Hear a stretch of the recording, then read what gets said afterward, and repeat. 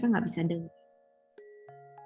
Nah, atau physical state-nya mereka, waktu mereka lagi nggak enak badan, waktu mereka lagi misalnya lagi sakit perut gitu ya. Kadang hal-hal seperti itu juga berpengaruh kenapa mereka nggak mau dengerin kita. Nah, selain itu, non-verbal communication kita juga berpengaruh. Contohnya yang tadi ada yang bilang, iya kalau ngomong maminya teriak-teriak terus sampai pusing. Kalau ngomong maminya nada tinggi terus sampai pusing ngedengerinnya. Atau misalnya kalau ngomong maminya nggak sopan gitu, maksudnya nggak baik-baik, nggak pelan-pelan. Itu juga bisa berpengaruh sama anak kita mau ngedengerin kita atau enggak. Bisa juga mereka merasa nggak dihargai, mereka merasa nggak dimengerti. Mungkin misalnya mereka ngerasanya gini, mami aja gak ngedengerin saya, ngapain saya mesti ngedengerin mami? Mami aja gak ngehargain saya, kenapa saya mesti ngehargain apa yang mami bilang? Kadang ada juga anak-anak yang seperti itu. Atau mereka nggak ngerti gimana caranya ngedengerin yang baik. Karena kadang-kadang kita sebagai orang tua, kita juga nggak kasih contoh gimana caranya ngedengerin yang baik. Karena kita nggak bisa belajar kalau kita nggak ngasih contoh yang benar gimana itu caranya ngedengerin dengan baik. Nah, ini adalah contoh-contoh kenapa anak nggak mau ngedengerin kita. Kita bisa reflect back ke dalam diri kita masing-masing. Mungkin waktu dia nggak ngedengerin, dia lagi di poin yang ini, atau kejadiannya begini. Nah, kalau kita udah reflect back, saya mau maju ke yang berikutnya. Jadi gimana dong caranya supaya anak saya mau ngedengerin saya, Miss? Saya capek kalau mesti seharian ngomong suruh mandi aja mesti susah, suruh makan aja susah gitu ya. Nah, pertama, yang perlu kita ingat baik-baik, salah satu fondasi waktu kita mau membangun komunikasi yang baik dengan anak-anak, kita harus sadar di sini tuh siapa orang tuanya, siapa anaknya. Kita harus sadar kalau kita itu orang tuanya. Peran orang tua, peran orang dewasa itu biasanya mereka itu udah lebih bijaksana. Mereka udah lebih berpengalaman. Mereka punya lebih banyak kesabaran. Dan ini salah satu yang paling penting, mereka tuh udah bisa meregulasi emosi kita masing-masing. Jadi kita sebagai orang dewasa, kelebihan kita apa sih? Apa bedanya kita sama anak-anak? Nah, salah satunya poin-poin ini yang membuat kita itu beda sama anak-anak. Jadi kita harus yakin, kita harus ingat kalau kita itu lebih bijaksana, lebih berpengalaman, lebih sabar, dan kita bisa regulasi emosi kita sendiri sebelum kita ngomong sama anak. Kenapa? Nanti saya akan jelasin di yang berikutnya. Tapi walaupun kita orang dewasa, ini salah satu poin penting. Nggak berarti anak kita itu lebih berharga dari kita. Atau contohnya gini nih, banyak banget orang tua yang misalnya anaknya kayak tadi ya, misalnya pengen nonton tapi kita stop gitu. Kenapa sih Mi? Kenapa nggak boleh nonton? Padahal kan saya pengen nonton. Udah lama nggak nonton film ini, nggak mau ketinggalan nih episode yang ini. Kadang ada orang tua yang udah capek ngejelasin. Mereka cuma bilang, pokoknya yang penting karena mami ngomong kamu nggak boleh nonton, kamu nggak boleh nonton. Karena mami orang tuanya, kamu anaknya. Nah, kalau di sini anaknya digituin, itu nggak akan terjalin hubungan komunikasi yang baik antara mami sama anaknya. Karena kalau anaknya langsung di-cut dengan otoritas seperti itu, biasanya mereka jadi ngerasanya mereka nggak dihargain. Gitu ya. Beda ceritanya kalau misalnya gini, oh iya mami tahu kamu mau nonton ya, kamu suka banget film yang ini ya, kenapa? Oh filmnya ramai, bikin kamu seneng ya filmnya. Tapi sekarang waktunya udah bukan waktu nonton lagi. Nanti kita cari film yang lain yang lebih ramai lagi waktu jam kamu nonton. Misalnya seperti itu. Jadi bukan berarti kita disregard their feelings, bukan berarti kita nggak nganggap penting perasaannya mereka atau keinginannya mereka. Yang penting mereka merasa dihargai dulu, baru mereka tuh bisa lebih connect sama kita. Nah, selain itu ada 2 faktor penting yang mempengaruhi sukses enggaknya anak-anak kita ngedengerin kita. Yang pertama itu tangki emosional kita. Nggak mesti emosional sih, physical and emotional gitu.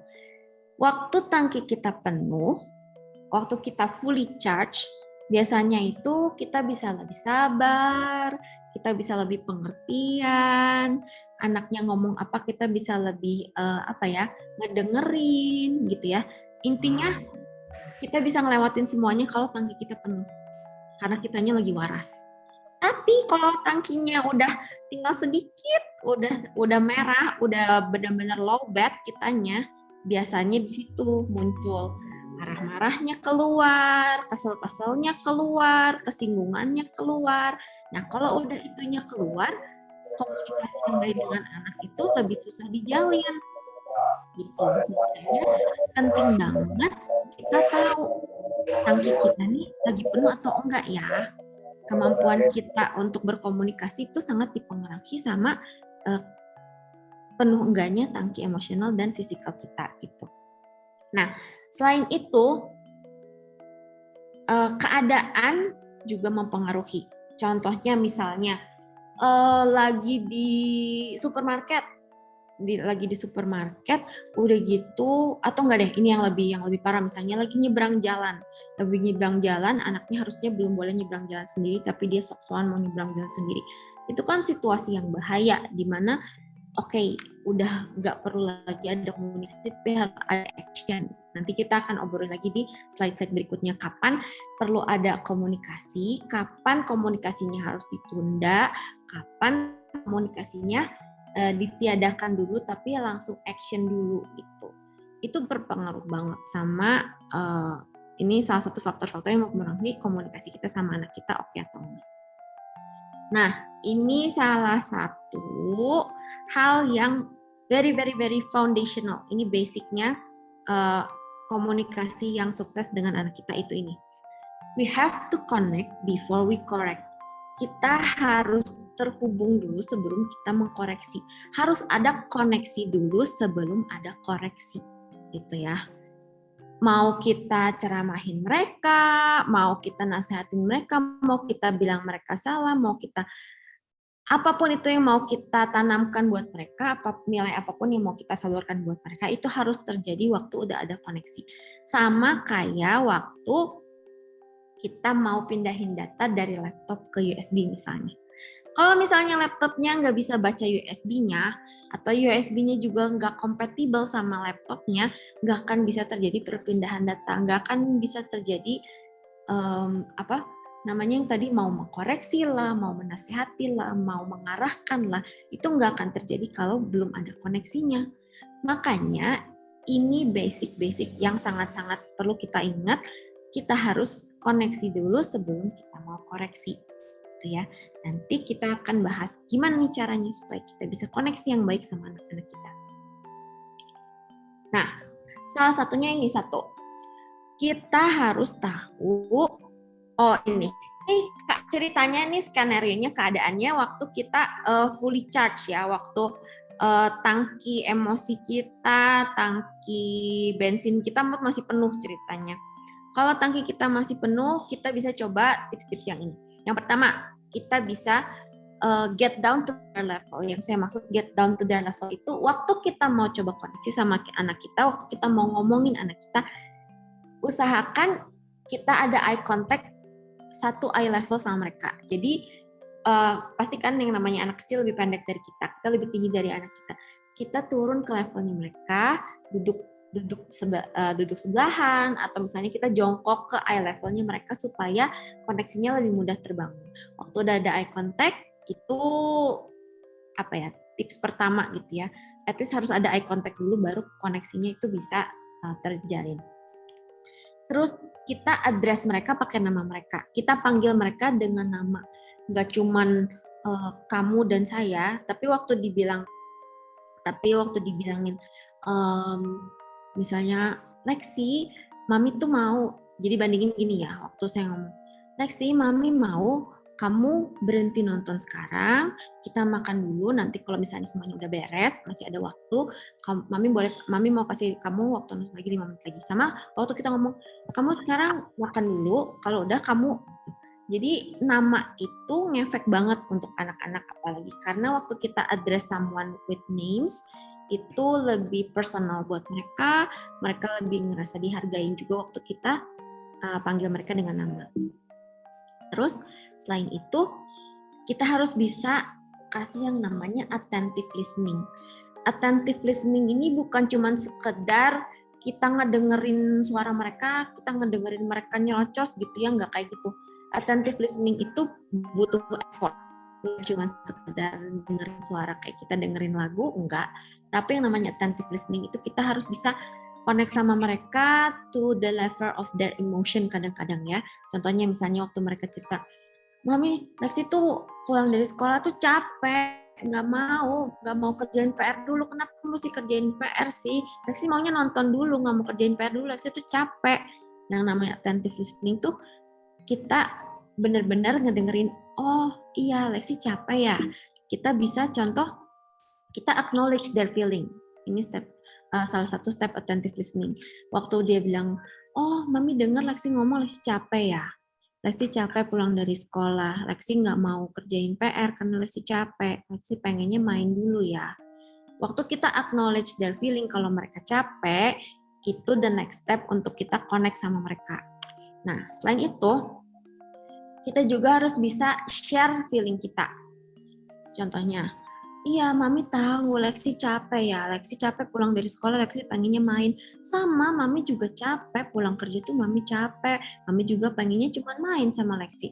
Tapi kan Mami mesti bikin makanan dulu untuk Lexi, mesti masak, mesti mandiin Lexi dulu supaya kita bisa istirahatnya nanti dengan enak gitu. Waktu kita mengutarakan apa yang kita rasain juga, kita bisa berempati sama mereka. Itu juga kita bisa naik level lagi koneksinya sama mereka.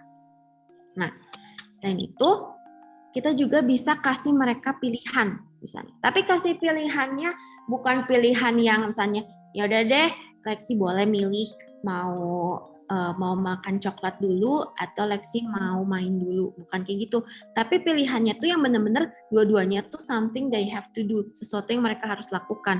Contohnya misalnya tadi Lexinya nggak mau buat PR ya, maunya nonton terus. Oke, begitu Lexi boleh pilih, Lexi mau makan buah dulu atau Lexi mau mandi dulu. Baru habis itu Lexi bikin PR. Misalnya kayak gitu. Atau misalnya kita juga bisa kasih mereka andai-andai gitu ya. Misalnya, iya nih, I wish I have a magic wand gitu ya. Coba Mami punya tongkat ajaib yang sekali di semuanya PR-nya bisa beres. Mami juga pengen punya yang kayak gitu. It really helps them. Itu juga sangat membantu mereka. Karena di situ mereka tahu kalau kita juga ngertiin mereka. Kita juga acknowledge their feeling dan kita accept them kalau mereka tuh capek dan mereka tuh kalau dia tuh capek dan dia tuh pengen main gitu. Dan bisa juga bukan bisa juga. Sebaiknya waktu kita ngomong sama anak kita tuh pakai positive words. Waktu misalnya mereka lari-lari di dalam rumah dalam barang cabut. Jangan ngomong stop lari-lari, jangan lari-lari gitu. Coba arahin, rephrase jadi positif. Misalnya, kalau mau lari-lari di luar ya, di dalam rumah jalan, nggak lari. Jadi kalau misalnya anaknya lari-lari terus bisa dibilang kayak gitu. Kalau mau lari-lari di luar rumah, di dalam rumah itu jalan-jalan saja, misalnya gitu. Terus yang tadi timing juga penting. Gitu. Misalnya mereka lagi asik nonton, tapi kita perlu ngasih tahu mereka sesuatu yang penting. Kita bisa kasih mereka time limit. Misalnya, oke, nontonnya 2 menit lagi ya. Setelah beres 2 menit nonton, kita ngobrol. Gitu. Itu juga bisa dicoba dilakukan. Nah, selain itu apa lagi? Kita harus bisa mengkonfirmasi kalau mereka itu benar-benar ngerti apa yang kita omongin. Kadang mereka tuh nggak ngerti, Mami ngomong apa sih, Mami tuh pengennya gimana, saya tuh nggak tahu Mami tuh pengennya gimana. Dan kadang itu bukan cuma mereka nggak ngerti, kadang memang kagak kedengeran aja. Kadang Maminya ngomongnya kayak kumur-kumur atau ngomongnya terlalu sampai mereka tuh nggak tahu intinya tuh apa sih gitu. Nah, kita harus mengkonfirmasi kalau mereka tuh benar-benar ngerti gitu ya, ditungguin. Coba Lexi, tadi Mami bilang apa? Mami bilang Lexi harus bikin PR dulu. Ya, Lexi bikin PR dulu ya gitu. Jadi kita konfirmasi kalau mereka benar-benar ngerti. Nah, ini salah satu yang penting. Secara penelitian ini tuh lebih efektif 10 kali lipat ya. Contohnya gini, yang saya maksud dengan legs first, mouth second. Misalnya gini, kejadiannya misalnya lagi di dapur.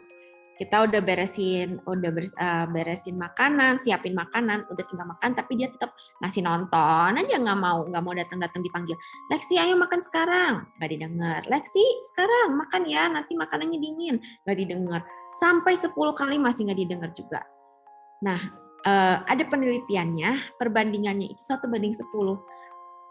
10 kali kita ngomong nggak didengar, sama waktu kita jalan, legs first, kita jalan ke dekat mereka, kita duduk di sebelah mereka, kita lihat mata mereka, Lexi, nontonnya 1 menit lagi ya, makanannya udah siap, habis ini Lexi langsung ke meja makan. Nah, itu yang namanya legs first, mouth second. Daripada kita teriakan dari dapur, daripada kita malah dibilangnya kayak nenek sihir, kayak malampir yang bisanya cuma teriak-teriak doang. Ada baiknya kita deketin mereka, kita ngomong baik-baik di telinganya mereka. Yuk, sekarang udah dulu, kita makan dulu gitu, daripada cuma diteriakin gitu. Karena biasanya itu 10 kali lipat lebih tidak efektif dibandingkan datangin langsung. Terus kita juga harus bisa memperlakukan mereka sesuai usianya. Misalnya tadi, Lexi, ayo makan sekarang. Gitu ya. Kalau misalnya anaknya masih usianya 2 tahun, 3 tahun, kita nggak perlu jelasin kenapa dia harus makan sekarang. Kita nggak perlu terlalu detail jelasinnya. Contohnya misalnya, Lexi, nontonnya 1 menit lagi, habis itu kita makan di dapur. Nah, itu bisa untuk anak umur 2 tahun yang singkat gitu. Yang benar-benar mereka tuh pasti ngerti. Kalau misalnya anak yang udah lebih gede, kita bisa tambahin penjelasannya. Misalnya, oke, Lexi, sekarang kita makan karena mami udah siapin makanannya. Kalau makanannya dingin nanti jadi nggak enak, kamu jadi nggak sedap makannya. Bisa ditambahin.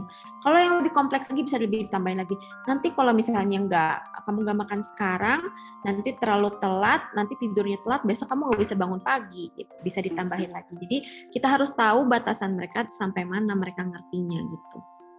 Jangan sampai kepanjangan ngomong ke anak kecil, karena percuma, nggak akan didengar kalau anak kecil ngedengerin ngomongnya udah panjang-panjang.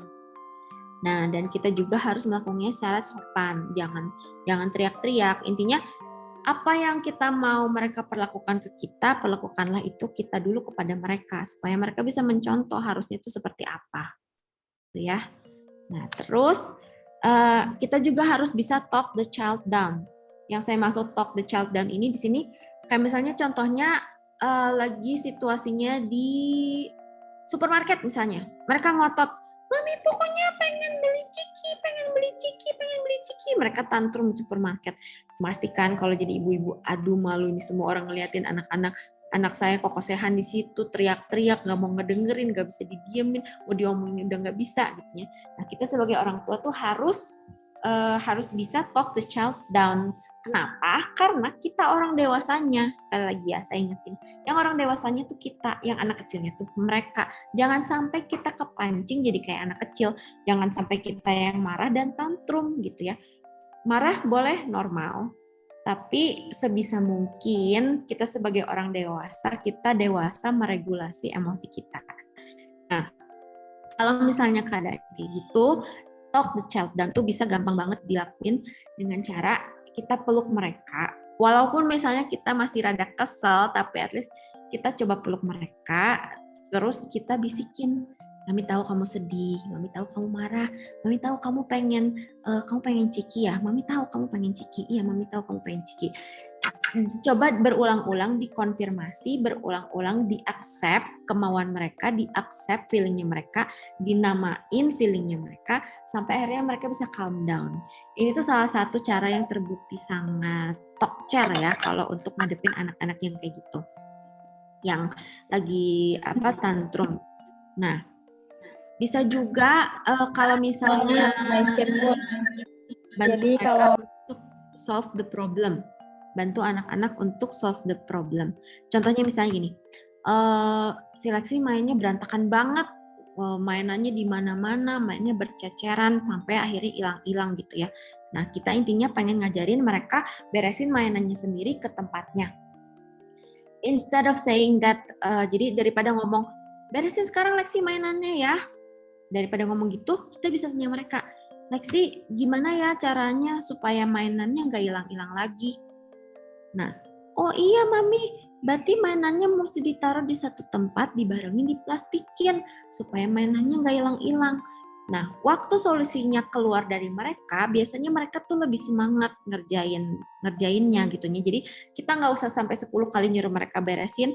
Waktu solusinya itu keluar dari mereka akan dengan sendirinya dengan senang hati mereka mau melakukan itu, mereka mau nyelesain masalahnya gitu. Itu salah satu caranya juga. Nah, bisa juga caranya dengan praktis. Yang saya maksud di sini dengan praktis, kayak orang mau berperang. Misalnya orang mau orang taekwondo mau gelut gitu ya, orang yang mau gelut tuh mereka tuh kan punya berbagai macam jurus. Nah, mereka tahu, mereka keluarin jurus A kalau lawannya keluarin jurus B. Mereka keluarin jurus C kalau lawannya keluarin jurus D gitu.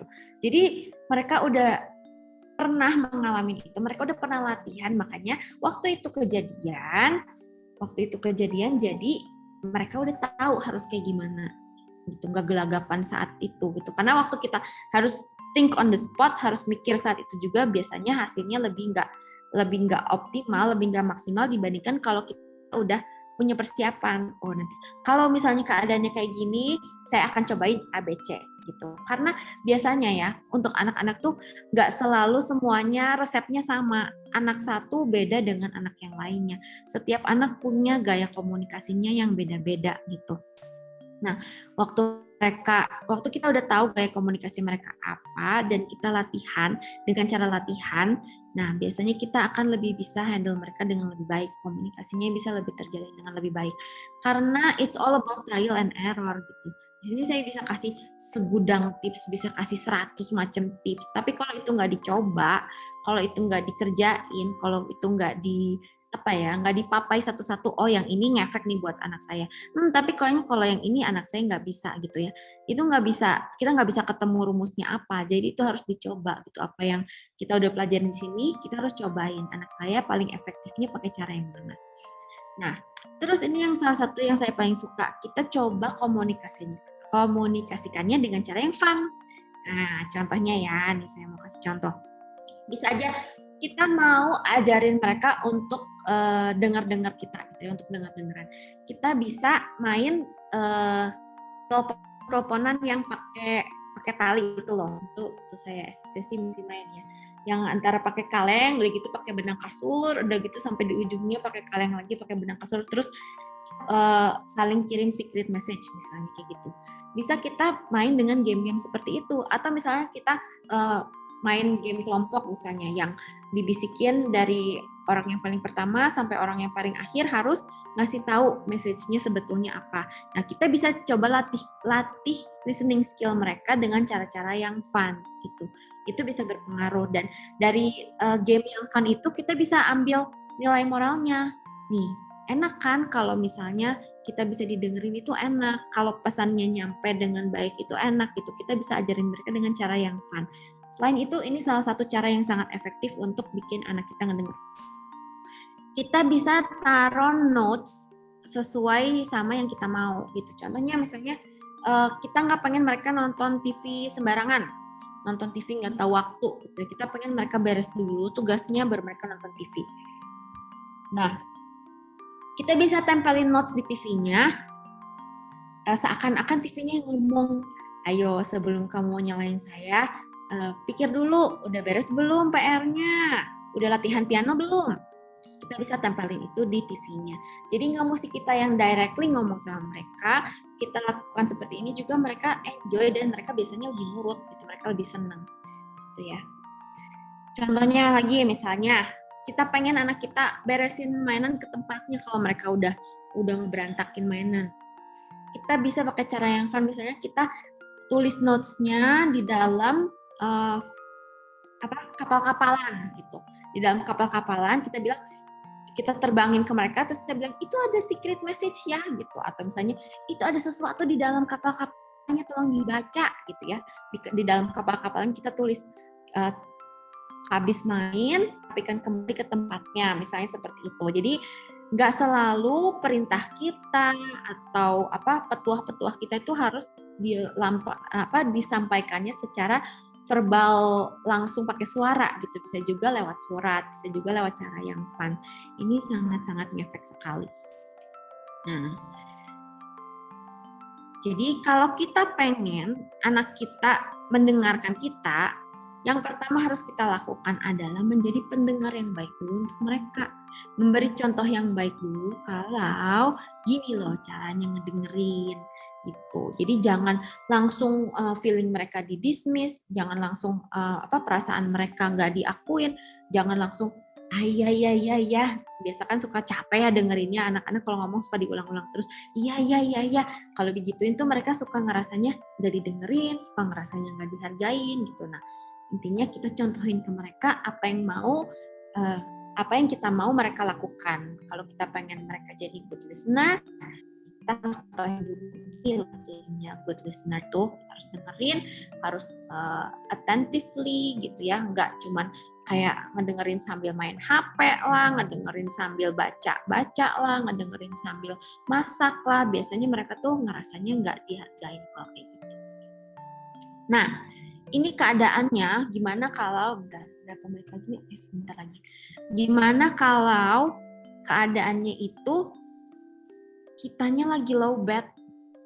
Tadi kan ceritanya kondisinya masih optimal ya, kita masih punya energi untuk mencoba ini dan itu, kita masih punya kesabaran yang cukup, pokoknya kita masih keadaannya fit. Tapi gimana kalau misalnya sekarang udah low bat, belum di-charge, kerja sampai seharian dari kantor, banyak masalah ini itu, gak ada habisnya, sekarang di rumah kudu ngadepin anak lagi. Gimana caranya? Yang pertama kita harus charge ourselves dulu. Gitu ya, kita harus tahu cara kita memulihkan diri sendiri itu kayak gimana. Kita harus tahu gimana supaya kita bisa fit lagi waktu kita ngobrol sama anak kita. Karena biasanya 80% kalau kitanya lagi low bat dan kita ngobrol sama anak kita ngomongin anak kita ceramain anak kita, atau nggak usah untuk komunikasi lah, kita ngelihat anak kita aja, kalau kitanya lagi low bat, kesalahan dia yang kecil bisa jadi besar banget gitu. Itu makanya pentingnya kita harus benar-benar mindful, kita harus tahu keadaan kita itu lagi low bat atau kita udah penuh, udah fully charge gitu. Kalau misalnya kita masih low bat, charge dulu yuk sebentar. Dan kita mesti cari tahu gimana cara kita nge-charge diri kita sendiri. Ada yang bisanya dengan tarik nafas cukup gitu ya. Ada yang ya udah deh mandi dulu, udah gitu bisa ke-charge. Ada yang dengerin lagu gitu ya. Semua orang tuh masing-masing beda-beda charge dirinya, dan kita sebagai orang dewasa, balik lagi ke poin yang satu tadi, kita harus sadar kita itu orang dewasa. Kita harus tahu gimana cara kita nge-charge ourselves, gimana kita cara regulasi emosi kita supaya anak kita nggak ketimpuhan, anak kita nggak kena getahnya gitu. Karena waktu kita fully charge itu biasanya lebih gampang ke anak kita bisa lebih toleransi, kita bisa lebih sabar, semua komunikasinya bisa lebih lancar gitu ya. Nah, gimana cara kita charge ourselves? Nah, kalau udah charge ourselves, balik lagi ke poin-poin yang tadi sebelumnya. Karena kalau kita udah fully charge, yang lain-lain itu, yang sebelumnya itu bisa dicobain. Nah, itu kalau keadaannya low bat. Nah, kita harus bisa mindful, jangan bawa-bawa dan kepancing jadi anak-anak. Dan kita harus tahu, karena gini loh, terjadi juga waktu kita low bat, udah gitu anaknya kita ke-trigger dikit, langsung kita marah-marah. Kita harus coba cari tahu, jangan sampai nih ya, jangan sampai itu sebenarnya kesalahannya sepele, kesalahannya kecil, tapi sama kita dibesar-besarkan, karena itu juga akan mempengaruhi pola komunikasi kita dengan anak kita. Gitu. Ini nanti akan saya bahas berikutnya. Kalau pola komunikasi kita udah terbentuknya jelek, itu akan berpengaruh ke banyak sekali hal. Jadi kita sebisa mungkin harus cari tahu, kita harus reflect, kenapa sih saya gitu aja marah? Kita harus tahu akar permasalahan kita itu sebenarnya di mana. Karena yang bisa nyentil kita itu surprisingly anak-anak kita. Yang bisa bikin kita ke-trigger itu, jadi ada hubungan khusus antara orang tua dan anak yang biasanya orang lain nggak punya, gitu ya. Paling gampang kita ke-trigger sama anak kita. Paling gampang kita ke-trigger sama orang tua kita. parents and kids have the ability to trigger each other as no one else can. Jadi itu salah satu hubungan orang tua dan anak itu bisa saling men-trigger satu sama lain. Nah, tapi di sini jangan cuma melihat jeleknya aja. Emang sih gampang ke-trigger, tapi positifnya gimana supaya kita nggak ke-trigger lagi. Jadi karena kita udah tahu kita ke-triggernya di hal yang itu, kita harus cari tahu kenapa sih kita tuh sampai segitunya. Itu jangan sampai yang kita permasalahkan itu cuman karena childhood trauma kita gitu. Jangan sampai itu terjadi karena it's not fair for our kids gitu. Karena kalau itu nggak sembuh dari kita, itu yang akan kita turunkan untuk anak-anak kita. Jadi reflect back to ourselves. Trigger apa aja yang anak udah kasih ke saya nih. Jangan sampai ini ke bawah-bawah bikin jadi pola komunikasi saya dan orang tua saya atau saya dan anak saya jadi nggak baik gitu ya. Kadang pola komunikasi yang kita punya dengan orang tua kita itu yang kita turunkan ke anak kita. It's repeating itself kalau itu nggak dibenerin. Nah, kita harus tahu ghost in nursery kita itu apa. Bahasa psikologisnya tuh ini ya. Istilahnya tuh ghost in nursery. Jadi semua orang, setiap orang pasti punya yang namanya childhood trauma. That ghost that keep haunting us. Tapi kita nggak tahu itu teh apa. Karena itu tuh adanya di dalam alam bawah sadar kita. Nggak muncul ke permukaan, kita nggak bisa lihat, kita nggak bisa rasa. Sampai itu ke trigger. Makanya itu namanya ghost in nursery. Kadang tuh susah untuk nemuin ghost in nursery kita tuh apa. Sampai anak kita men-trigger itu secara berkali-kali dan biasanya kalau misalnya lebih kompleks lagi memang butuh orang lain untuk bantu kita menggali diri kita sendiri. Yang pasti ghost in nursery ini harus cepet-cepet dibenerin. Karena kalau misalnya ininya nggak dibenerin, mau kita charge diri kita sepenuh apa, gampang banget lowbatnya. Gampang banget ketoelnya, gampang banget kesentilnya gitu. Dan that's not what we want for our children gitu. Parental anger can be harmful for young kids. Yang saya maksud parental anger ini biasanya waktu kita marah sebagai orang dewasa dan emosi kita yang kita keluarkan itu kita kasih ke anak-anak kita itu tuh nggak proporsional. Karena anak kita tuh kapasitasnya jauh lebih kecil dari kita. Kemampuan mereka untuk regulasi emosi lebih kecil dari kita, kemampuan mereka untuk menerima itu lebih kecil daripada kita. Jadi kita harus mindful banget, jangan sampai marahnya orang dewasa itu menyakiti anak-anak. Gitu loh, kurang lebih seperti itu ya. Dan jangan sampai keterusan kita itu marah-marah, karena nggak ada anak yang senang dimarahin, nggak ada anak yang senang, yang betah tinggal di rumah yang isinya orang tuanya marah-marah terus, orang tuanya ngoceh-ngoceh terus, nggak ada anak yang betah tinggal dalam lingkungan seperti itu. Jangan sampai anaknya udah terbiasa ngedengar kita marah-marah, sampai mereka ngebangun defense mechanism mereka. Karena gini, waktu kita sebagai orang tua marah-marah, itu kita masuk ke dalam namanya fight and flight mode. Waktu anak kita ngedengar kita marah-marah, mereka juga masuk ke dalam fight and flight mode. Waktu mereka ada di dalam fight and flight mode ini, mereka tuh dengan sendirinya, secara natural, secara refleks, mereka akan bangun yang namanya defense mechanism. Mereka akan bangun benteng gitu. Nah, jangan sampai karena kebiasaan kita marah-marah, benteng yang mereka bangun itu makin lama makin tebal, makin lama makin tinggi. Sampai-sampai kalau suatu saat kita mau cross that bridge, kita mau go over that wall, itu udah too high buat kita, itu udah terlalu tinggi buat kita, saking mereka udah terbiasanya dengar kita marah sampai mereka udah anggap masuk kanan keluar kiri, masuk kanan keluar kiri. Jadi itu harus jadi indikator buat kita waktu marahnya kita nggak ngefek lagi buat mereka, there's something with to fix di situ, sesuatu yang perlu diobrolin kayaknya.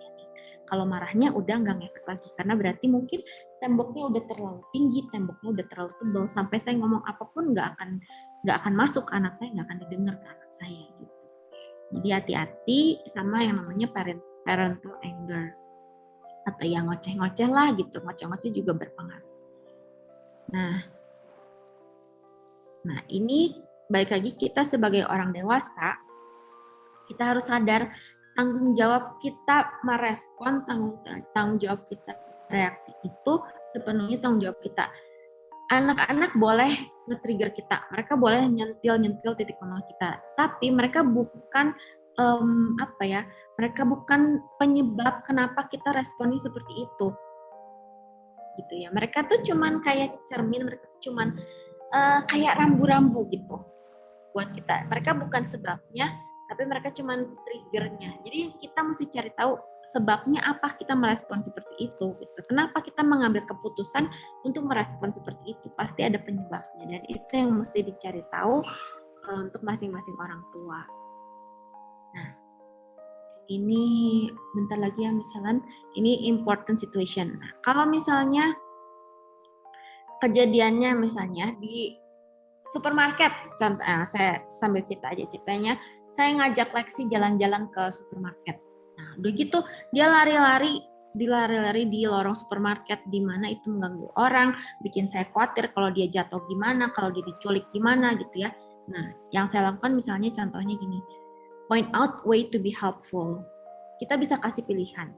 Lexi, boleh nggak tolong, bukan pilihan, sorry, kita kasih dia cara untuk bisa jadi helpful. Lexi, tolong ambilin lemon 3 dong buat mami. 3 ya, hitung 3 ya Lexi ya, tolong ambilin lemon 3. Kita bisa bikin mengalihkan mereka dengan sesuatu yang helpful. Atau kita bisa express strong disapproval. Kita bisa ngomong dengan strong disapproval ke Lexi, misalnya, Lexi, mami nggak suka kamu lari-lari di lorong, itu membahayakan orang lain dan membuat mami merasa nggak aman. Tapi ngomongnya jangan sambil cengenges. Ini tuh kalau situasinya udah danger, situasinya udah important tuh mesti dengan muka yang tegas, dengan yang muka yang firm gitu. Jangan, ya Lexi lari-lari dong, nggak bisa kayak gitu. Harus dengan strong disapproval. Nah, atau kita bisa kasih juga pilihan. Oke, Lexi pilih ya, kamu mau jalan sebelah mami, atau kamu mau naik ke dalam keranjang. Kita kasih mereka pilihan. Atau kalau misalnya semuanya udah nggak ngefek, kita bisa langsung take action. Langsung kita ambil, kita dudukin ke dalam keranjang. Itu juga boleh kalau memang situasinya lagi urgent banget, situasinya lagi danger banget, situasinya lagi penting banget. Itu boleh dilakukan. Tapi jangan lupa udahnya kasih penjelasan dan kasih konsekuensi. Walaupun nggak mesti pada saat itu juga, tapi seenggaknya ada closure-nya, ada apa ya istilahnya, ada penutupnya gitu buat mereka. Kenapa kita melakukan hal itu? Nah, kita bisa juga kasih mereka konsekuensinya. Contohnya misalnya abis pulang dari belanja, abis pulang ke rumah, saya pulang ke rumah udah gitu pengen ke mall lagi nih. Pengen ke mall lagi, terus si Lexi-nya mau ikutan. Mami mau ikut deh, Mami mau ke mall lagi kan? Iya, Mami mau ke mall, tapi Lexi nggak ikut ya. Kenapa Lexi nggak boleh ikut? Coba menurut Lexi kenapa Lexi nggak boleh ikut? Soalnya tadi Lexi lari-lari di supermarket. Iya, karena tadi Lexi lari-lari di supermarket. Makanya sekarang Lexi nggak ikut Mami ke mall. Nah, tapi lain kali masih banyak kesempatan untuk Lexi ikut Mami ke mall. Tapi kalau misalnya nanti lain kali Mami ajak Lexi jalan-jalan ke supermarket lagi, Mami mau lihat, Mami mau tahu kalau Lexi itu udah bisa jalan dengan baik, nggak lari-lari sembarangan di tempat umum. Kalau Mami udah bisa lihat itu, nanti kita bisa masih banyak ada kesempatan lagi untuk jalan-jalan di mall. Gitu. Jadi mereka harus ngerasain juga ada konsekuensi dari apa yang mereka lakukan. Gitu. Tapi dikasih penjelasan ya, penjelasan yang masuk akal. Dan dikasih kesempatan kedua, of course. Nah, ini terakhir dari saya. Contohnya misalnya ada case tadi. Jadi ceritanya ada satu anak nih namanya si Ben. Nah, si Ben ini udah dibilangin sama maminya, Ben, kamu kalau pulang nyampe rumah tuh jam 6, karena kita jam 6 itu mau makan bareng. Pokoknya tradisi di rumah kita itu kita makan keluarga. Kamu, mami, papi kita makan bareng jam 6 sore. Nggak boleh lebih jam 6 sore, oke? Nah, Ben ini kebiasaannya setiap hari itu main sama teman-temannya. Pulang sekolah, pulang jam 4, dia tuh bakal main sama teman-temannya. Sampai sore main bola, kayak main apa. Nah, suatu hari dia udah tahu, oh ya saya mesti di rumah jam 6. Dia main, keasikan, terus dia nggak bawa jam, dia tanya ke temennya, udah jam berapa sekarang? Udah jam 6.15. Hah, udah jam 15. Terus dia lari ke rumah karena dia takut mamanya marahin dia karena dia udah janji jam 6 tuh mau nyampe rumah. Jadi tetap nyampe rumahnya itu telat, nggak jam 6. Nah, Udah gitu, saya mau kasih lihat. Ceritanya ini ada tiga macam ibu. Respon Mami A misalnya gitu. Begitu si Ben-nya datang, Mami A bilang, "Oke Ben, no TV for the next week. Next week, minggu depan nggak ada TV ya buat kamu. Udah gitu dari sekolah kamu langsung pulang ke rumah, nggak ada main sama teman-teman ya. Udah itu sekarang karena Mami sama Papi udah beres makan malamnya, kamu udah nggak usah makan, kamu naik aja ke kamar mandi tidur." Itu Mami A. Terus Mami B. Mami B pas si Ben-nya kan datang kan, ceritanya si Ben-nya tuh datang terus ngejelasin dulu ke maminya. "Mami, Ben tuh udah berusaha, udah nanya ke temen jam berapa, tapi ternyata Ben tuh telat nanyanya. Ternyata udah jam 6.15. Ternyata Ben tuh nggak ingat kalau itu tuh udah jam 6 lebih, bukan Ben nggak mau pulang tepat waktu." Terus maminya bilang, "Nggak apa-apa, ya udah, kamu capek enggak? Abis lari-lari ya, kamu capek enggak? Ya udah kalau capek nih Mami lapin dulu ya keringetnya. Sok duduk dulu. Mami angetin makanannya. Ya udah lain kali jangan gitu lagi ya." Mami B. Mami C bilang gini. Waktu si Ben habis ngejelasin gitu ya. "Iya Mami, aku tuh udah berusaha tapi tetap telat. Sorry ya Mami ya." Ya, Mami C bilang gini. "Iya Ben, Mami senang kamu udah coba. Mami tahu kamu udah coba. Tapi Mami tuh khawatir kalau kamu bilang kamu mau nyampe jam 6, tapi kamu jam 6 belum nyampe, itu Mami jadi khawatir. Dan janji kamu kan kamu mau makan di rumah bareng-bareng jam 6. Nah, Mami percaya deh lain kali Mami pasti bisa ngelihat kamu jam 6 ada di sini, Ma. I can rely on your words next time." Mami bisa percaya apa yang kamu ngomong jadi kenyataan, oke? Nah, tapi gimana dong? Sekarang udah habis makanannya semua. Mami Papi udah makan, udah nggak ada ayam lagi. Tapi kalau kamu lapar, kamu boleh deh tuh masih bisa bikin sandwich. Kamu bikin sendiri ya sandwichnya. Nah, kira-kira mami-mami di sini pengen jadi mami A, mami B, atau mami C? Pengen jadi mami A, mami B, atau mami C? Kenapa pengen jadi mami A? Kenapa pengen jadi mami B? Kenapa pengen jadi mami C? Biasanya, karena ini waktunya udah mau habis, tadinya saya mau polling, cuman nggak apa-apa. Yang paling asertif itu Mami C gitu ya. Dia tuh nggak langsung ngejudge, langsung terlalu strict, nggak juga terlalu longgar kayak Mami B yang cuma dipamperin doang, terlalu dimanja anaknya. Tapi dia bisa imbang, dia bisa balance, dia bisa ngasih tahu, "Oke, kamu udah usaha, kamu nggak berhasil, Mami senang usaha kamu, tapi Mami kecewa sama hasilnya." Gitu. Nah, terus disuruh anaknya juga take responsibility karena kamu udah terlambat nyampenya, udah nggak ada makanan lagi. Kalau kamu masih mau makan, kamu bikin makanan sendiri. Nah, di sini kita mau sama-sama belajar untuk bisa jadi kayak Mami C ini, kayak yang ya di chat udah pada bilang ya pengen jadi Mami C, pengen jadi Mami C. Soalnya nggak marah tapi kasih konsekuensi gitu. Nah, ini juga yang kita harapin terjadi sama hubungan kita sama anak-anak kita gitu. Kita nggak mau jadi orang tua yang strict, kita nggak mau jadi orang tua yang terlalu lulus, tapi kita pengen jadi orang tua yang bisa mengkomunikasikan semuanya dengan baik supaya anak juga waktu nurut sama kita, they do it willingly. Mereka tuh ngerjainnya karena memang mereka pengen, karena memang mereka menghargai kita, bukan karena mereka terpaksa karena kita galak gitu.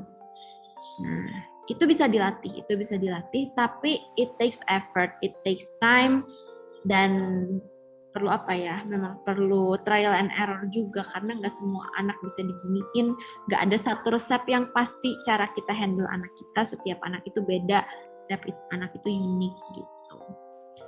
Gitu deh kalau dari saya, ini masih ada sebetulnya, tapi waktunya udah terlalu ngaret. Nanti kalau gitu kita bahasnya kapan-kapan. Sebenarnya tadi ada step-step penting sih, cuman saya udahi sampai sini dulu, takut nanti question and answer-nya nggak kebagian semua. Thank you Miss Helen, sorry ya. Oke, nggak apa-apa Miss. Berarti kita nambah waktu dikit lagi ya Miss ya, buat jawab pertanyaan dari Mami. Yang mau bertanya silakan ditunggu. Nah sebelumnya misalnya juga mau kasih sedikit informasi lagi buat mami-mami di rumah. Kalau kalau Starland bulan ini tuh lagi ulang tahun. Nah, Starland birthday ini kita mau kasih promo spesial buat mami-mami yang lagi cari sekolah nih. Kita mau kasih diskon 31% untuk enrollment fee-nya. Nah, ini tuh bisa langsung aja DM atau enggak langsung WhatsApp aja ke nomornya Starland. Nanti kita akan arahkan untuk mengikuti trial dulu dan beberapa diskon lainnya yang akan kita kasih tapi setelah mengikuti daftar dan mengikuti trial. Nah, ini tuh periodenya dari kemarin 31 Juli sampai 31 Agustus. Jadi emang cuma sebulan kita kasih diskon 31%. Nah, buat mami-mami yang sekarang juga lagi domisilinya bukan di Bandung. Jangan sedih. Ternyata Starland punya promo buat anak-anak yang di luar kota. Oke, kita lihat dulu. Hello friend, my name is Jennifer.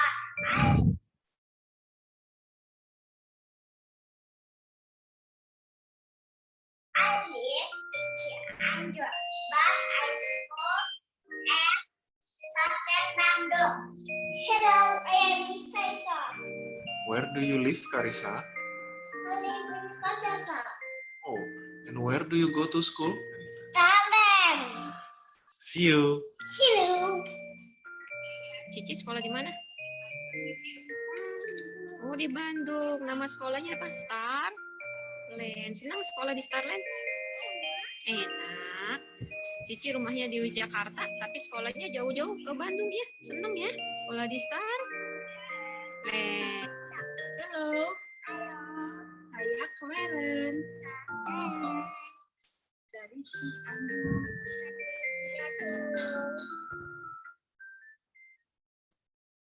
Oke, itu beberapa murid-muridnya Starland yang ternyata dari luar kota.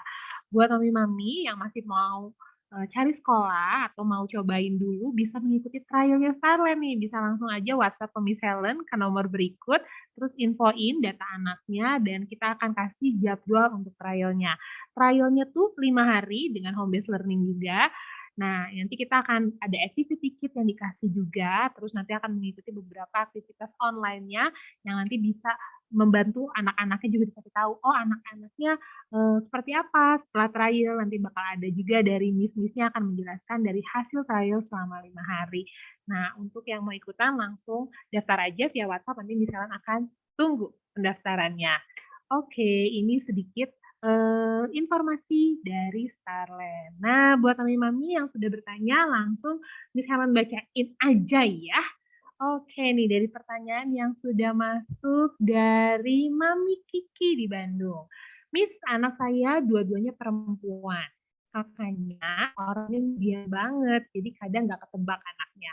Kalau ngerjain tugas, kadang kalau moodnya bagus, hasilnya bagus.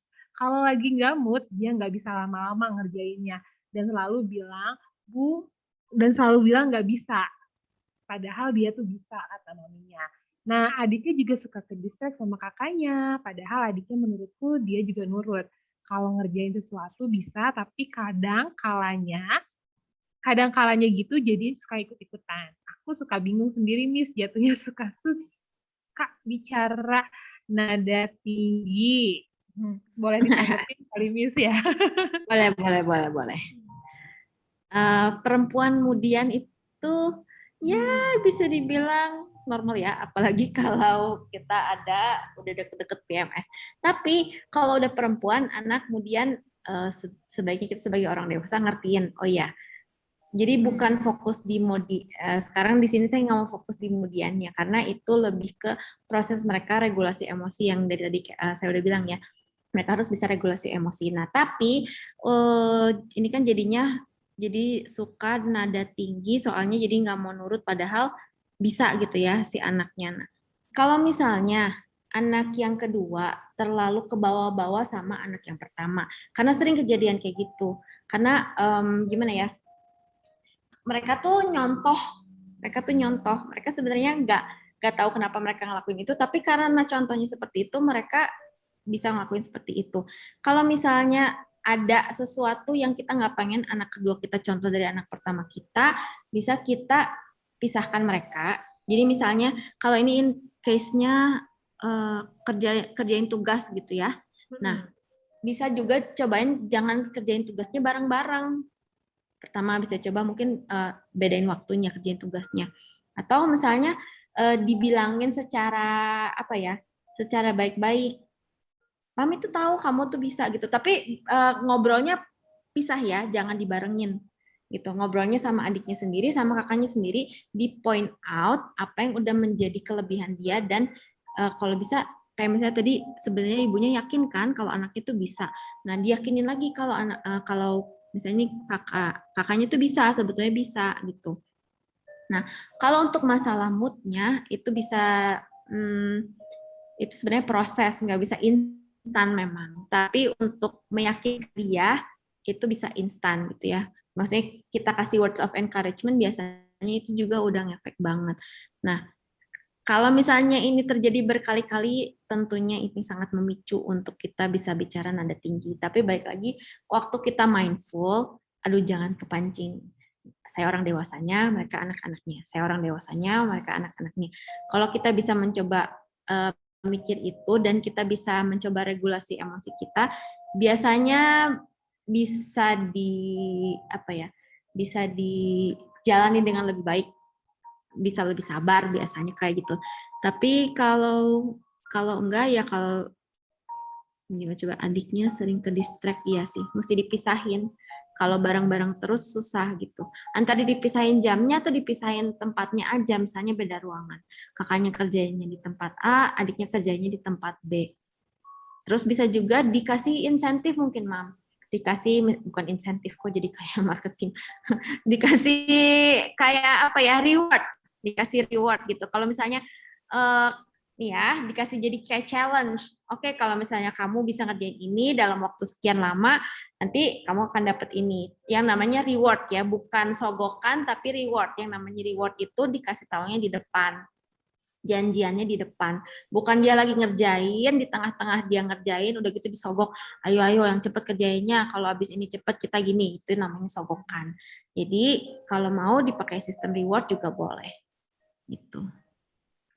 Oke, terima kasih Miss Queenie buat tanggapannya buat Mami Kiki di Bandung. Oke, kita lanjut lagi ke Mami Niko. Setuju nih, saya anaknya juga 2 tahun nurut, tapi suka ikut cici-cicinya yang 5 tahun yang suka sengaja membandel.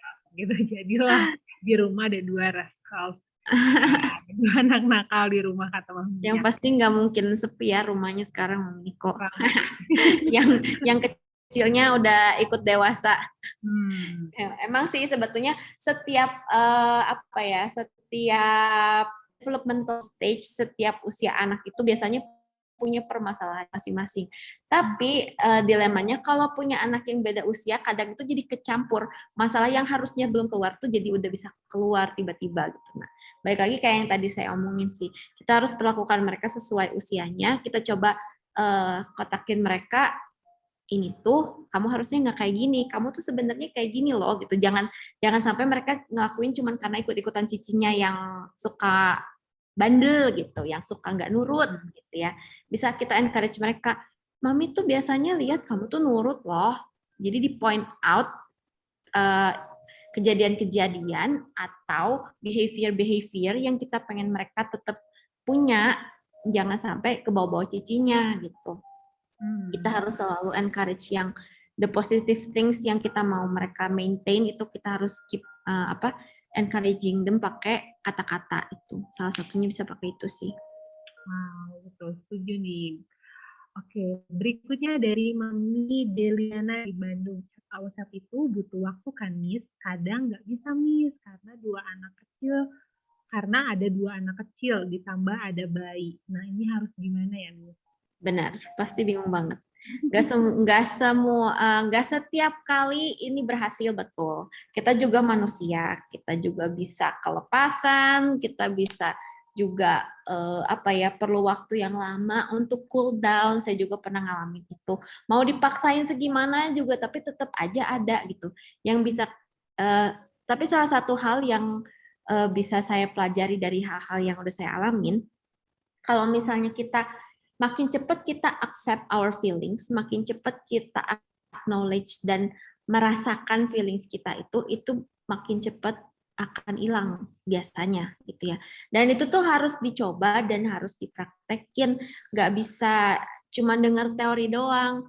Kayak misalnya saya baca buku tentang meditasi gitu. Banyak banget cara-cara meditasi, ada yang ngefek buat saya. Jadi tuh di buku itu tuh ada sampai kayak berapa ya, 30 macam meditasi kalau nggak salah.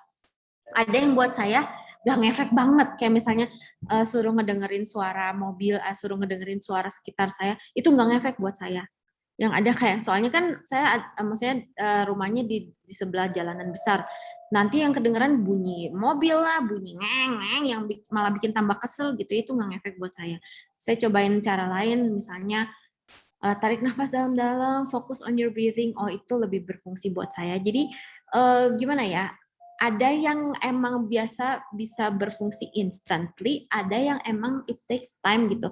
Sometimes tergantung how severe our emotion is, seberapa intensitas emosi kita juga berpengaruh, dan kita udah tahu belum cara kita handle ourselves gimana. Karena kalau menurut saya itu salah satu tanggung jawab kita sebagai orang dewasa. Kita harus bisa meregulasi emosi kita, jangan sampai emosi kita yang meluap-luap itu kecipratan ke anak kita gitu. Jadi itu kalau menurut saya salah satu hal yang we have to work on ourselves, gimana caranya supaya kalau bisa regulasi emosinya tuh cepet, jangan lama-lama gitu.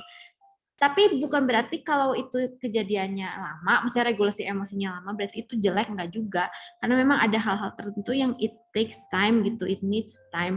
Cuman kita mau nggak cari jalan keluarnya gimana supaya kita bisa lama-lama makin cepat untuk dapat jawabannya, untuk dapat solusinya gitu. Itu butuh trial and error sih. Itu di buku meditasi itu banyak banget. Ada yang bayangin waktu saat-saat menyenangkan, waktu saya sama anak saya, bayangin waktu dia lagi manis-manisnya, ada yang caranya kayak gitu. Jadi banyak banget tuh cara-caranya yang mesti dieksplor sendiri gitu. Oke, jadi emang harus cari ya, Miss ya. Cari tahu mana yang paling cocok. Ya, oke. Iya. Semoga bisa membantu Mami Deliana di Bandung. Selanjutnya dari Mami Elsie di Malang, Miss. Proses nursery itu apa sama seperti inner child? Biasa bahasa yang lebih formalnya itu childhood trauma kalau Ghost in Nursery itu. Jadi inner child beda lagi. Inner child tuh netralnya. Setiap dari kita tuh kita punya yang namanya versi dewasanya kita, versi anak-anaknya kita di dalam diri kita. Nah, banyak yang waktu udah dewasa yang lebih dominannya tuh tetap sisi anak-anaknya. Nah, hal-hal seperti ini tuh biasanya terjadi kalau waktu anak-anak, kebutuhan kita sebagai anak-anak nggak sepenuhnya terpenuhi. Gitu. Ada step-step yang kelewat lah, atau ada luka-luka yang belum selesai lah waktu kita anak-anak. Jadi akhirnya walaupun badan kita gede, usia kita udah tua, tapi kelakuannya kayak anak-anak. Nah, biasanya itu disebabkan oleh childhood trauma yang kita sendiri nggak sadar. Tapi kalau yang namanya inner child itu lebih ke si netralnya itu, lebih ke diri anak-anak kita yang ada di dalam diri kita gitu. Jadi nggak selalu jadi semua orang punya inner child, tapi nggak semua orang inner child-nya terluka atau masih nyimpen childhood trauma. Ada juga yang kalau yang perkembangannya normal, yang berusaha menyembuhkan diri sendiri, biasa yang lebih nonjolnya itu yang dewasanya kita, bukan anak-anaknya kita gitu. Gitu misalnya. Jadi nggak mirip tapi serupa tapi tak sama. Serupa tapi tak sama, Mami Elsie. Iya. Oke, kita lanjut ke pertanyaan berikutnya dari ini adalah step 1. Oke, dari Mami step 1. Oke, siang Miss, untuk anak usia 8 tahun yang masih sering harus diingatkan untuk tugas-tugas, sekolah online-nya, misalnya nih jam 8 Zoom pagi, harus diingatkan terus untuk siap-siap mandi pagi, ganti baju gitu. Terus pertama kali dijawabnya oke, tapi belum dikerjakan. Diingatkan kedua kali, dijawabnya oke juga. Tapi nadanya naik dan memang udah mulai dikerjakan tapi belum selesai dikerjain. Itu gimana nih? Bisa macam-macam Mam caranya. Ini tuh sebenarnya tergantung kreativitas kita sih sebagai orang tua. Nah, kalau saya kepikirnya contohnya misalnya gini, usia 8 tahun, anak 8 tahun senangnya apa ya misalnya. Kita harus cari tahu dulu senangnya apa anak kita. Misalnya dia senang makan, saya senang makan, jadi saya cuma kepikirannya makanan. Misalnya dia senang makan coklat Silver Queen, misalkan ya, katakanlah gitu. Makanan kesukaannya misalnya coklat Silver Queen. Bisa juga kita membiasakan kebiasaan yang baik dengan reward yang takarannya cukup. Misalnya, oke, kalau kamu hari ini bisa menyelesaikan semua tugas kamu tanpa mami mesti suruh-suruh, tanpa mesti digebah-gebah gitu ya, semuanya udah beres sesuai sama jadwal kamu dapat coklat Silver Queen-nya ya. Tapi kalau misalnya nih, mami mesti ingetin kamu sekali, nanti mami kurangin coklat Silver Queen-nya. Walaupun kamu udah beres semuanya, mami kurangin coklat Silver Queen-nya. Kalau mami mesti ngingetin kamu 2 kali, mami kurangin lebih banyak lagi sih coklat Silver Queen-nya. Pokoknya intinya kamu kalau semuanya udah beres, kamu tetap dapat coklat Silver Queen, tapi tergantung mami mesti sampai berapa kali ngingetin kamu. Kan nggak enak ya kalau mami mesti ngingetin kamu terus, kamu juga dapat coklatnya dikit gitu. Jadi bisa juga contohnya mungkin kayak gitu. Atau bisa di apa ya, kalau misalnya mau pakai notes yang tadi biar nggak usah ngomong terus juga bisa. Misalnya nih apa ya, kelepasan emosi capek bukan yang atasnya salah, belum dikerjakan, diingatkan kedua kali, dijawabkan adanya ya, di apa ya, siap ganti baju, bisa dibikin lomba juga bisa misalnya, Mam. Kalau misalnya ini udah rutinitasnya ya, misalnya mami kasih tahu, oke, ini rutinitas kamu mesti mandi terus ganti baju terus begini begitu nih, mami kasih lihat ya, mami tuh yang mesti mami kerjain ini, coba mami mau lihat, kalau misalnya kamu ininya udah beres, nanti kamu laporan ke mami, kamu lihat mami udah beres belum. Kalau misalnya mami belum beres, ya berarti kamu dapat 1 poin misalnya gitu. Nanti misalnya at the end of the day, siapa yang lebih on time, siapa yang lebih tepat waktu, siapa yang lebih sesuai jadwal, dia yang bisa dapat rewardnya gitu. Jadi janjian dulu di awal, misalnya oke, nanti rewardnya kalau misalnya kamu menang hari ini, kamu akan dapat ini misalnya gitu. Tapi harus apa ya, harus misalnya keseluruhan rangkaian kegiatannya semua udah beres misalnya gitu. Jadi apa ya, mami yang lebih kenal anak mami gitu, mami tahu apa yang paling nge-trigger dia, apa yang paling bisa bikin dia semangat gitu. Karena ada anak yang apa ya, triggernya itu kalau dia kompetisi misalnya, atau ada yang triggernya itu kalau makanan gitu, beda-beda. Jadi kita mesti tahu dan disesuaikan gitu, diakal-akalin gitu. Wow, seru juga ya, dibikin fun ya jadi kegiatannya, lomba bareng sama mami. Ide bagus tuh Miss Queenie. Thank you Miss Queenie buat tadi tipsnya juga buat mami. Sama-sama. Nah, ini ada yang nanya nih, Miss mau tanya apakah Miss Queenie membuka kelas konseling online kembali? Nanti ini langsung WhatsApp aja ada, ya. bisa. Boleh nanti langsung WhatsApp sama admin kita ya, Miss ya. Betul, nanti langsung WhatsApp aja ya, Mami Sherly di Bandung. Oke, berikutnya pertanyaan terakhir dari Mami Retno. Hai Miss, aku Retno dari Bandang Lampung. Izin bertanya Miss, aku kadang kelepasan emosi saat capek ke anak. Anak saya sekarang usianya 2 tahun, kalau saya marah seringnya dia langsung terdiam gitu. Apakah akan membekas di anak Miss dan apa bisa diperbaiki? Terima kasih. Oke. 2 tahun ya. 2 tahun. Pertama, kalau saya marah seringnya dia langsung terdiam. Apakah membekas di anak? Membekas di anak atau enggak itu tergantung banyak sekali faktor. Yang maksud di sini marah itu seperti apa gitu. Sama kayak kadar pedesnya tiap orang beda-beda. Ada yang buat saya, cabai 1 mah nggak kerasa, mesti cabai 5 baru kerasa pedes. Ada yang kadarnya kayak gitu. Ada yang cuma cabai 1 aja udah kepedesan setengah mati gitu. Nah, ini tuh masing-masing anak itu kadar pedesnya atau apa ya, cara mereka handle itu berbeda-beda gitu. Toleransi mereka berbeda-beda. Jadi kalau ini membekas atau enggaknya di anak itu kita nggak bisa tahu pasti. Nah, tapi yang bisa kita lihat itu bukan pas kejadiannya, tapi lebih ke setelahnya. Setelahnya tuh yang saya maksud nggak langsung misalnya 5 menit kemudian terus dia jadi berubah behaviornya, enggak. Bisa juga 3 tahun kemudian ada muncul behavior problem yang secara kita nggak sadar, oh mungkin itu rootnya itu atau penyebabnya itu ternyata waktu 2 tahun waktu dimarahin itu gitu. Jadi itu tuh sebenarnya nggak ada yang tahu, tapi munculnya tuh cuman kayak apa ya, kayak buahnya gitu. Sama kayak misalnya mungkin kita nggak bisa bedain ini pohon apel atau pohon jeruk atau pohon apa waktu mereka masih cuma segede tunas, waktu mereka masih kecil. Tapi waktu mereka udah buah, kita jadi bisa bedain, oh ini pohon cabe, oh ini mah pohon apel. Kita bisa lihat dari buahnya misalnya. Itu sama juga kayak gini. Gitu. Kita nggak tahu mereka akan tumbuhnya nanti jadi cabe atau mereka akan tumbuh jadi apel yang manis gitu ya. Kita nggak tahu sampai itu kejadian gitu. Nah, bisa diperbaiki pasti bisa gitu. There's never the term too late gitu ya. Selama kita masih mau usahain pasti masih bisa diperbaiki.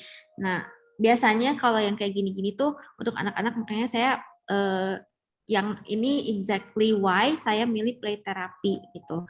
Nah, jadi saya di sini juga kan terapin anak-anak ya. Nah, biasanya mereka tuh orang tuanya tuh datang dengan, Miss kenapa sih ini kok cabe jadinya?